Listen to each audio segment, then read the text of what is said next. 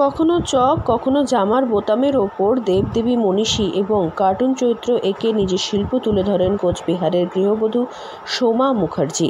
তার এই শিল্পকর্মের জন্য স্থানীয় ও জাতীয় স্তরে স্বীকৃতি লাভ করেছেন তিনি। তার এই ছোট ছোট আঁকা দেখতে তার বাড়িতে আসেন স্থানীয় মানুষেরা। চকের ওপর দুর্গা, গণেশ, শ্রীকৃষ্ণের মূর্তি এঁকে তাক লাগিয়েছেন তিনি। খুব ক্ষুদ্র মূর্তি বানাতে আমার খুব ভালো লাগে। আমি এর আগেও এরকম করেছি, যেমন খুব ক্ষুদ্র গান্ধী মূর্তি, অমিতাভ বচ্চনের মূর্তি, তারপরে নেতাজি সুভাষচন্দ্রের মূর্তি, তাছাড়া দুর্গা প্রতিমা, দুর্গা ফ্যামিলি, এরকম অনেক অনেক কিছুই করেছে। হ্যাঁ হ্যাঁ, আমার ইন্ডিয়া বুক অফ রেকর্ডস একটা নাম আছে।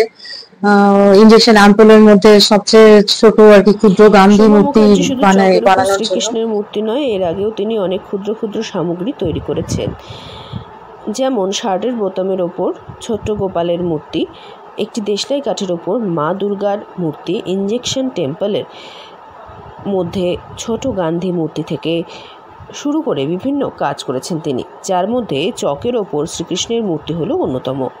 ছোট চকের ওপর শ্রীকৃষ্ণের জন্ম, বেড়ে ওঠা সবটাই দেখিয়েছেন তিনি। জানা যায় সোমা মুখার্জি কোচবিহার শহরের একটি ফ্ল্যাটে থাকেন। সেখানে তিনি তার স্বামী এবং তার ছেলে নিয়ে রয়েছেন। তার স্বামী উত্তরবঙ্গ কৃষি বিদ্যালয়ের ডেভেলপমেন্ট অফিসার এবং তার ছেলে এখনও পড়াশুনো করছে। এই চকের দেবদেবীর মূর্তি তৈরি করতে সোমা মুখার্জির প্রায় 20 থেকে 22 দিন সময় লেগে যায়।